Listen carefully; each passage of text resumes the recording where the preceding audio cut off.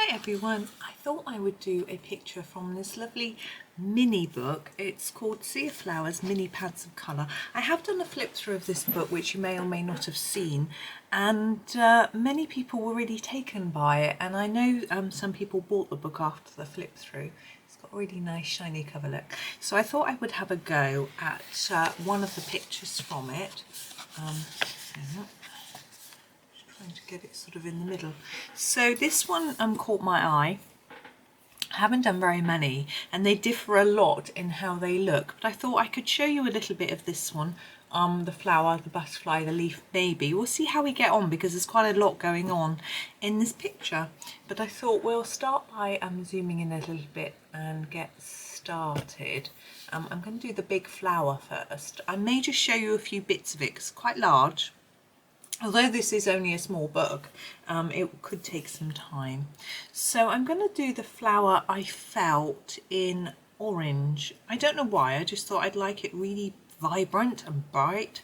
So I thought on orange, and I thought I would do all the flowers in the same colour. And I'll do all the butterflies and all the leaves the same as well, just so that there's some coherence across the page. And it's a sort of, looks like a repeating pattern to me anyway. So orange, I just felt it would be a nice vibrant sort of flower. So I'm just looking where to start with my oranges. I have got my Castle Arts pencils out, and I'm thinking actually, let's have a quick look. Yeah, I'm going to start with this one. This is called Burnt Ochre. It's quite orangey. Hopefully you can see reddish orangey.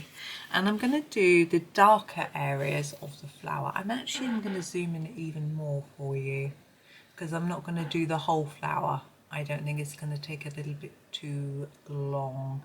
I think it'll be more useful to just show you a few bits.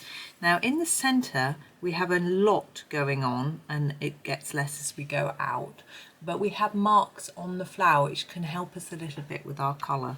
So for example, let's take this slightly larger leaf to start with. We have lines at the bottom, and I would, if I was colouring this even if it didn't have lines, make it a little darker here where it overlaps the other petal. That's because it would be a little more shaded or shadowed in that area. And when you've finished your whole thing, if you feel that that shadow between those isn't enough, you can always add another colour. I would say if you were doing oranges like we are, a brown could be good for shadows. Now there's quite a lot of fine detail in this one. You need quite a sharp pencil. If you haven't got castles, or if you want something a little finer, you could use your Ergo Softs or Prisma Very Thins, quite good, but they might be a bit more tricky for the sort of larger leaves like this because you've got a bigger area to cover. But they're all good pencils, and I've used them for bigger areas too. Now I'm trying to see, these two leaves here are facing the wrong way. They're bent inwards, but I'm just following those dark marks that have been drawn on for me, really. And the same on this. They've got quite a clutter in the middle here, so I'm sort of marking out that outside bit a little bit to help me. And then I'm just going to go in here, and I'm just really looking at what's drawn on here. It's so fine, I'm struggling to see, to be honest. So I'm just doing my best, really. So I'm basically going over those darker marked areas, and you should be able to do this easily, really. Hopefully you can follow that round and do that. Now you've got plenty of other ones of these to practice on. I'm pointing, you can't see, across the page as well.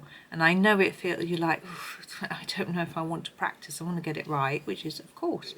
But, if it's not quite as, you could, if the colours aren't quite right, you could do one a slightly different colour. No one flower is identical to another, so you could try that.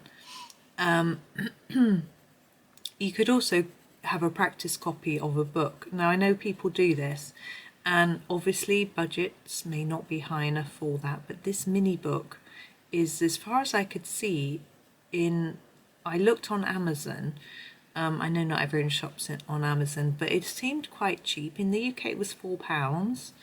I know we can get Johanna Basford books for £4.99 now, her older books, but I still felt that was quite cheap. The paper is fairly thick. It is one-sided, it means you can use pens, but it's definitely a nice paper. I've got a picture underneath that it's thicker than copy paper. It stands up to pens. I've done pens actually on the next page. Here, look, these are fine liners. It hasn't gone, you can't see it coming through at all. So that sort of thing. So, you know, it's a nice little book. And I think I might have seen it was only $3 on Amazon US. Obviously, if you have a lower value purchase, you have to pay postage. So unless you're with Prime, I'm not a big expert on Amazon. I just buy things, and I'm an affiliate, which means that I should tell you that. So if you use a link from my video to buy something from Amazon, I'm going to leave that there and change colour. I'm not going to do the whole thing. If you buy something on Amazon through a link on one of my links, I get some money. I'm just choosing my colour. I'm going to go to Orange Lake, so I get some commission from Amazon links.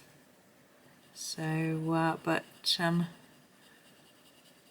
I get paid that once I get a certain threshold. It's not huge amounts, but it's a little something. So I need to tell you that because I've been talking about Amazon. I guess it's like an advert for me, isn't it? Because I get commission, but obviously you can shop wherever you want. And I know some people aren't keen on supporting big businesses like Amazon. They prefer to go local, and that's really nice. I try to as well. It's tricky because my local bookshop can never get colouring books in on release date because the publishers only send them out to the big companies early, which is a real shame. So I tried to do that one time with one of Johanna's, and it just didn't arrive, and I went to my local branch at WH Smith's and bought it instead and cancelled my order with my local bookshop. But I do buy other books from them, not colouring books, but when I'm gifting people books, I support them, and they charge full price, and of course Amazon don't. So they get the books in the next day normally, as I say, not when it's a pre-order, unfortunately. And I don't want to do that one, I haven't done the base yet. So I've just extended the darker colour on every petal really while I was chattering away. And now I'm going to use Cadmium Orange and extend that colour a little more. You can go back over what you've done already if you want to, or just extend what you've got. I sort of depends what I'm doing and how it looks really. If it blends nicely, you don't always, sometimes you want to cover it over so that it just blends up together better. If you're using really similar colours like we are here, then it isn't always necessary to do that.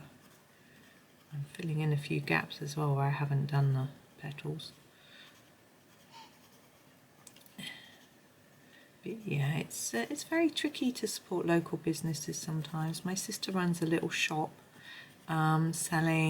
she sells vegan food produce, books, t-shirts, gifts like jewellery and little bits and bobs, and is really struggling. Her shop is nowhere near where I live, so I don't.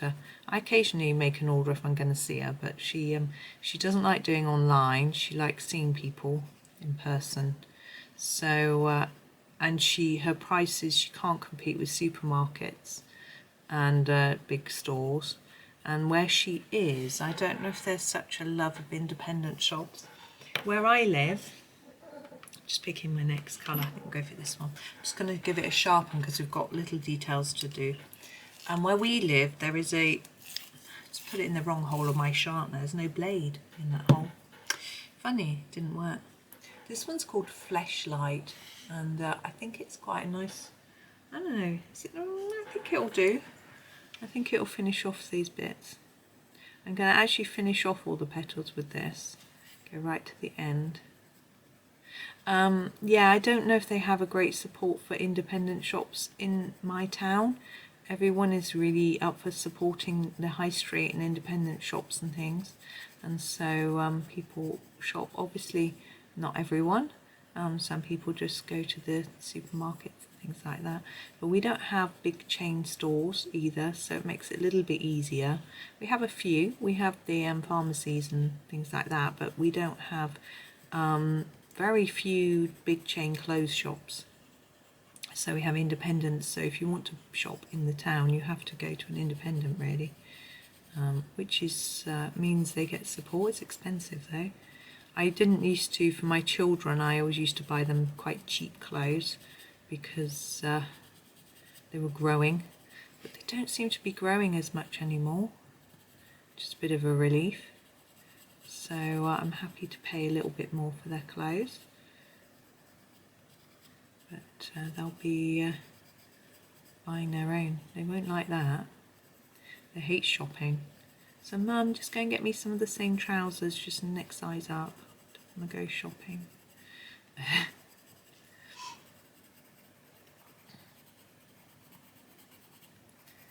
So I'm just going to do a few more of that for you to see and leave it there. So you can see how you can see the different shades of orange in it, and I think it works quite well. I realise I haven't finished. I wasn't intending on leaving any bits white. You can, but I don't think it quite works with this idea. But anyway, that is my flower idea. So I'm going to use those 4 oranges on all of the flowers. So it'll take a little while, but it's okay. Zoom out a little, you can see how it looks. I just think things look a little bit better from a distance. Now we have our butterflies, or we have our leaves, and do the butterfly. Now, I've been doing quite a lot of orange and purple lately because I think it goes quite well, and I'm thinking I might do the same thing here with this butterfly. Now it's quite an interestingly drawn because we have quite a lot of shaded areas and we have really light areas. Yeah, so I think we're going to use that as a guide when we colour. So I'm going to start with the darkest purple I have in this Castle Arts is Mulberry. This is a 72 set, by the way. I know I didn't say. So the darkest purple, I think I might just do one wing because we've got the leaves to do as well.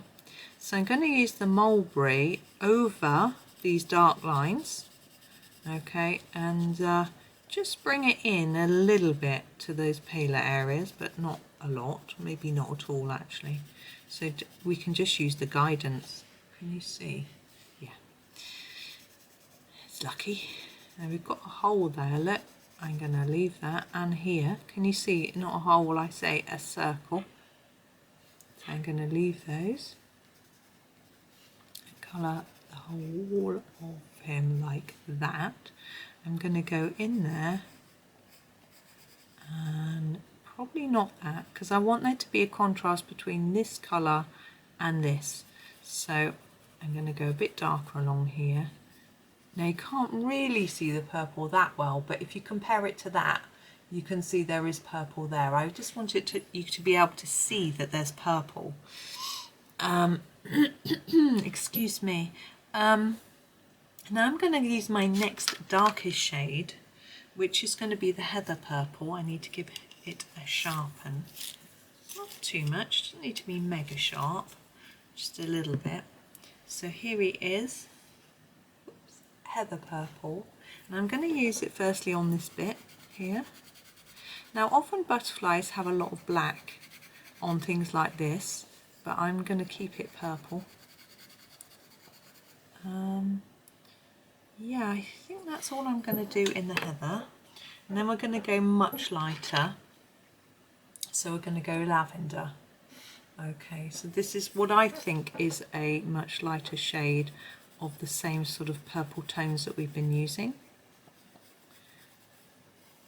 and I'm basically going to cover all of the white in this. and then have a think about whether I think it needs any more sort of shading or anything going on. I think it might just work with just this colour in the gaps, but we'll see.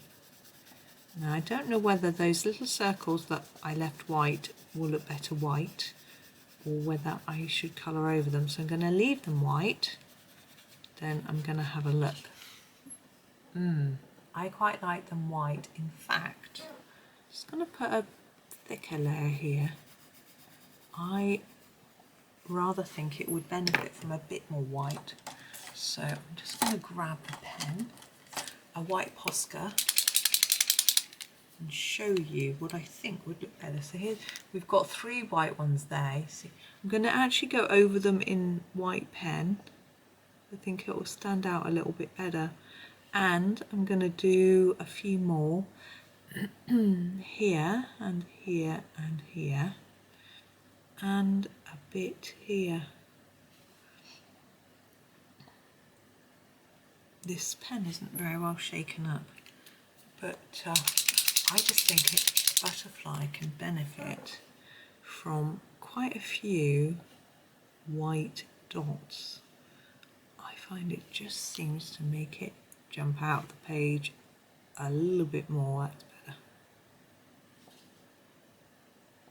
There we go. Now, as this is a symmetrical design, I will do exactly the same for the other wings, and I think it will work well with this orange. Obviously we didn't do the one next to the orange, but we haven't done those leaved any petals anyway. So that is my idea for the butterfly. We do have a body. I think I'm going to just keep it very simple for the body. Oops. And go with the excuse me, the cool grey deep. Sorry for me, I'm having a frog in my throat. I've got a cup of tea I need to drink. So I'm going to go follow these lines. So you see it's paler in the middle. I want to keep that paler, but I want a little bit of grey showing, so it looks like I have coloured it. But just make it paler in the middle. There we go, really straightforward. Now we have a leaf here. Now I don't want the leaves are behind, so I'm thinking they'll be darker. I don't really want them to stand out too much. I think the butterfly and the flower should stand out. I don't know why, I just think they're the sort of pretty bits. So I'm going to get a castle green deep and just go over the leaf to start with. I'm going to do this leaf so I don't rub my hand over the wet white pen. So I think I'm just going to go over the whole leaf in this colour and then see where we're at really. Now we have got some background on this page, like here, can you see there's a gap? So I've got to have a little think about what to do with that. Now there's the temptation to just use a black pen, but while we're next to the butterfly here, it may not look right. Do you see? Because the butterfly is, I think that's leaf there actually, because the butterfly's got a lot of black in, so it might sort of lose, we might lose some of the butterfly into the background, and we don't want that. So white, keeping it white may work quite well. Another option is to go with a sort of sky bluey type colour. I do have a Posca that's a light blue, but I don't know if I'm that keen on the colour, but it may just work in this instance. I'm just getting some green down on this page though, like that. Now it's quite rough and ready, but what I wanted to do was to have a base so I could have a think. Now I want a darker green now, and we have a hooker's green which is darker, and I'm going to use that for the areas I think that should be darker, and then we'll be able to sort of bring it all together. So where the leaf overlaps anything, like the petals here, the butterfly petals here, etc., it would have a darker edge from some shadow, because we want this leaf to look like it's really sitting back, that it's underneath, because it is. And the more we can do to sort of imply that, the more it will just sit back as part of the background. See, that's another possibility. is that you could make the gaps green, but a different shade of green, like a really dark green. So I've done that, but I think I want more than that. So what I'm going to do is take this colour inwards, and actually from the edge as well of the leaf, just extend it a little bit.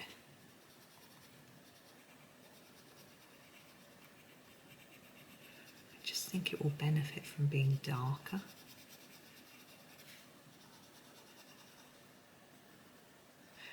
I don't do across there because that's where the page ends, not where the leaf ends. I can do this edge a little bit.